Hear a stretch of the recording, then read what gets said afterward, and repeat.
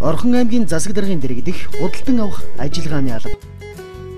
2014 онд 25.6 тэрбум төгрөгийн 244 төрлийн тендер зохион байгуулна.